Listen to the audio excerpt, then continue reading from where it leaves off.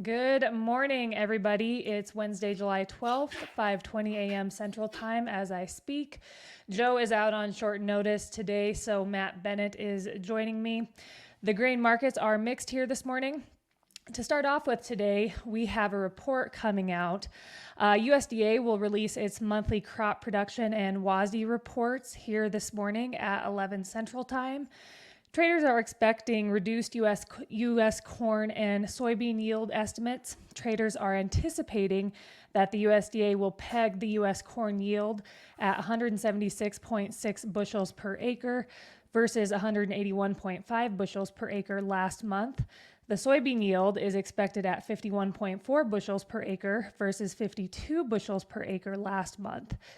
USDA has not cut its corn yield estimate in July since 2012.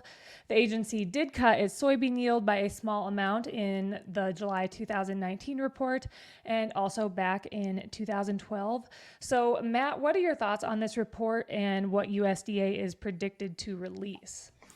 Yeah, I mean, it's going to be very interesting. There's no question that 2 weeks ago, I would have told you it was kind of expected to see a yield drop. I mean, you saw crop condition ratings, languishing down there at 50%, and then all of a sudden you improve a point or two, and then you improve, you're up here, 55%, I believe. I don't even know what we were at this week. I've slept since then, but the corn crop has stabilized. I think we talked about this a little bit last week whenever I was on with Joe. It's not that I'm sitting here saying this is going to be a bumper crop.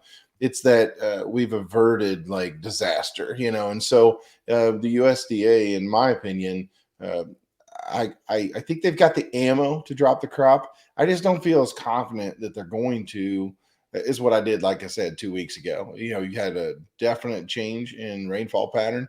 You've certainly had folks come into pollination in way better condition than what they thought they were going to. So, I think that one is going to be maybe not as sure as what I thought it was going to be. What I'm watching for today, a couple different things. What are they going to do with demand?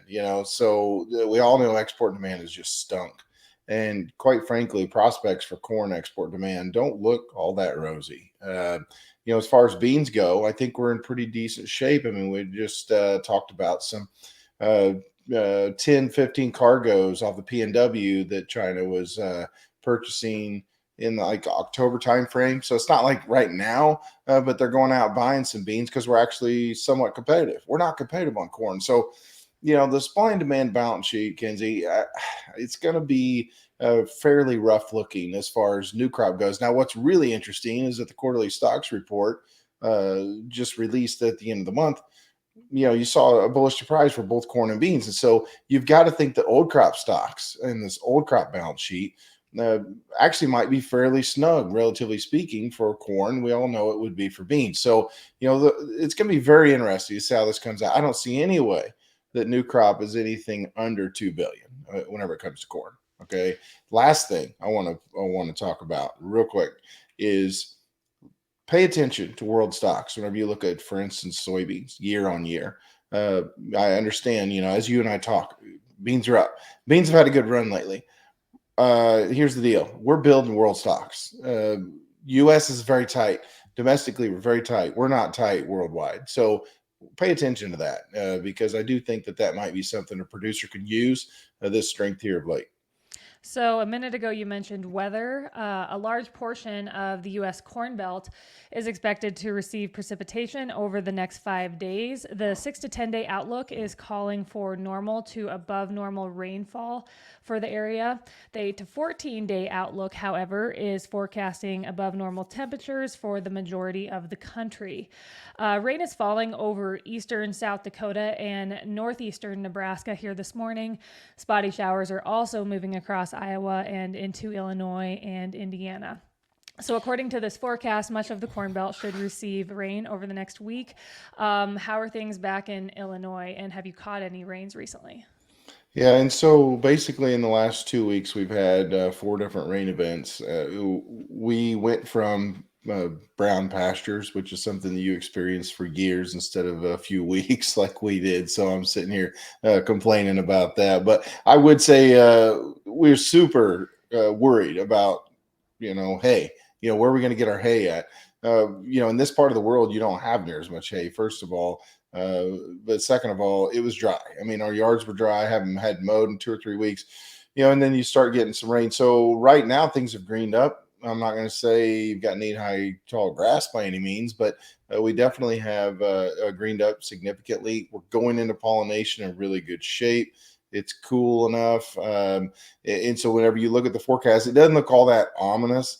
But at the same time, you talked about the spotty showers through Iowa. And I know a lot of folks came into the week with really good chances for rainfall in my part of the world up through Iowa and parts of Indiana. It seems like they backed off of that just a little bit. And that might have somewhat of a factor with these markets basically stabilized. It looked like everyone was just hate selling corn, for the last couple 3 days trading sessions. Whereas today and yesterday, it looks like folks don't want to sell as much as what they did before. So you touched on crop conditions. Obviously, this week they were bumped up for both corn and soybeans. You're seeing that back in your neck of the woods. Things are looking much better. Oh yeah, and so what it is, in my opinion, is obviously a lot of this corn is going to pollinate or it's going to tassel short. I mean, compared to what it usually does, So you hear a lot of folks saying, "Hey, my corn's like 6 foot tall." Last year it was 9 foot tall. You talk to an agronomist and they say it doesn't necessarily mean that the corn is not going to be good corn. So you go out and you take some of this corn that's actually pollinating right now. Of course, you can get to the ear now and take a look at what the potential is. And it sure looks to me like we've got potential for really good corn. Is it going to be a record crop? I don't believe so. I think that the lighter ground got hurt to the point that I don't know that you're going to have 200 bushel corn, for instance, in some of those areas. Whereas, some of the black ground, you still may hear about some potentially very good yields, especially if you finish well. So, yeah, we've definitely stabilized from what looked like it could be a disaster to a situation that's not going to be a disaster any longer. We just don't know, how good it might be quite yet. Right. So, a Canadian port strike is impacting potash exports. Nutrien, the world's largest fertilizer producer, has cut its potash production at its Quarry mine in Saskatchewan. A strike of 7,500 unionized workers that began on July 1st at ports in British Columbia is to blame for the reduction. The strike has lowered export capacity and cost Nutrien $4.2 billion. Canada is the world's largest producer of potash fertilizer, with more than 75 countries relying on Canadian fertilizer. The strike has yet to impact fertilizer prices, which have held steady since the beginning of July. So, Matt, if this is prolonged, if this strike continues, how do you see this impacting fertilizer prices? It certainly could be a catalyst to fertilizer prices going up if it's prolonged very long, if you will. But Kenzie, I guess you can tie fertilizer prices pretty heavily to the direction of the corn market. And I know some people roll their eyes, but I'll tell you, anybody who's watched this very long has seen it. I've seen it. I've been in this situation. I've been farming for 30 years essentially. And I can assure you that if the price of corn goes up significantly because of whatever factor, potash will go up. Now, what frustrates me and concerns me is a situation like this could see fertilizer prices go up, even if the price of corn doesn't go up. And it'd be pretty frustrating for a lot of us, if that's the situation. So we sure have to hope that this kind of resolves itself, because really you look at fertilizer prices, N, P, and K combined for this fall right now, you're looking at some of these spot prices, and a producer can put a crop in the ground significantly cheaper. Thank goodness, especially given the price of corn whenever you look out to 24. Most definitely. Deflation is threatening China. Consumer inflation in China was flat in June, raising fears of potential deflation. China's CPI was also 0% year over year, the weakest rate since February 2021. Producer prices fell 5.4% compared to last year, the deepest pace since December 2015. Pork prices were the main drag on consumer prices last month, falling 7.2% compared to last year. Chinese economists are now urging the government to implement an economic stimulus targeting consumers. So China, of course, was supposed to have this strong post-COVID recovery this year. However, I feel like it has basically been the opposite. How do you see China's struggling economy impacting us in the U.S.? Well, I think that we've already seen it to a point as far as our export market has been concerned. I mean, obviously, since COVID, corn was a huge benefactor of China coming in and buying quite a bit. Whenever you look at pork prices, it's kind of interesting when you look at the chart here. Whenever you look at lean hogs, I mean, we've done nothing but gone up while we're talking about Chinese pork prices actually going down. So, their purchasing power is just phenomenal. We all know that if China's not buying, the world economy struggles. That's just been the general rule over the last several years, and I think that it's an overall sign of what's going on in the world.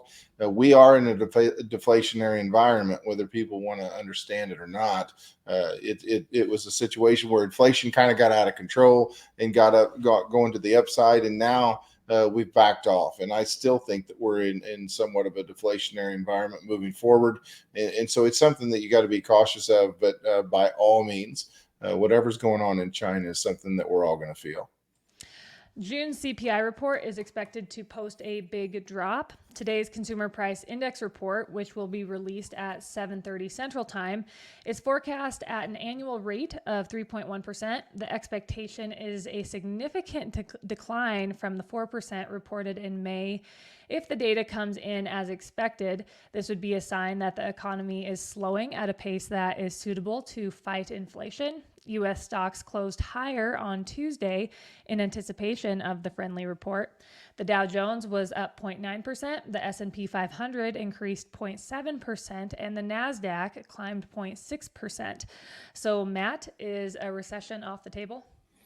Sure seems like it for now, And again, we talked about this a little bit last week. Whenever I look at some of these economic numbers, obviously you back off just a little bit on your inflationary talk. Jobs report's been fairly good, and what that means for me and for some other folks in this part of the ag world is that your interest rates are probably going to go up again, and you could probably expect even another hike if you continue on this trajectory. That could be pretty hard on some folks, and it could have a little bit of an impact. I know that I've brought it up a couple times when we've talked about cattle prices on here. You got to think about what could slow down this train, and people starting to think about what's going on with their pocketbook and their budgets is where that could happen. And so, with interest rates in almost certain to go up another quarter point this month, I think that it's something that is directly tied to what's going on with your economic data, inflation, jobs report, all those things. So you mentioned the cattle markets. They were up again on Tuesday. Feeder cattle futures closed an average of 97 cents higher. Live cattle futures closed an average of 94 cents higher. Cash cattle trade has been at a standstill so far this week. But last week, cash trade averaged an impressive 185.97, the second highest of 2023 and on record. How high do you see this cash cattle trade going, Matt? Yeah, we definitely think we're going over 200. Okay. I said I definitely think. Okay. I said I did not say it's definitely going over 200. But the thing is, Kenzie, we still have, I mean, it's a futures market. Okay. So I've seen before that we all think it's going to just take off and go, whatever market we're talking about, and then it stalls out before it gets to where we thought it was going to go. Why do I think 200? Because I think cash traders want to see it go to 200. Bottom line is on this cattle market is fundamentally you've got a lot of firepower still. There's still things that are going to happen, in my opinion. They're going to drop numbers down. We've talked about that, retained heifers, whatever. Cattle on feed over the next several months will not be impressive at a time when demand is going to stay fairly strong. So, I did sell some fats yesterday. Nobody texted me to tell me what they brought. So I hope they brought 185. But, bottom line is people are lining up to buy them. Okay. Yeah. And so I think moving forward, you're going to see a lot of good things happen, not only just with fat. I think if a person takes an old pound cow, they're going to be shocked what they get for them. Cow calf pairs, you name it. It's all going to be great. The thing that concerns me about the cattle market is your cattle feeder. I mean, you're paying an arm and a leg for these feeders if you can get them, And so that is going to be where the real test is going to be. At some point, someone's going to get pinched big time buying feeders. Hopefully this the corn market stays decent for you, and you can still make some money there. But cattle feeders gone out on faith a lot of times, basically their whole career. And I've got to hope that they do good this time. But I'd be scared buying a bunch of pod loads of feeder cattle right now. Yeah, you aren't kidding. They are sure bringing a pretty penny. Matt, thank you for joining me this morning. Everybody have a great day. We will talk to you on Thursday morning.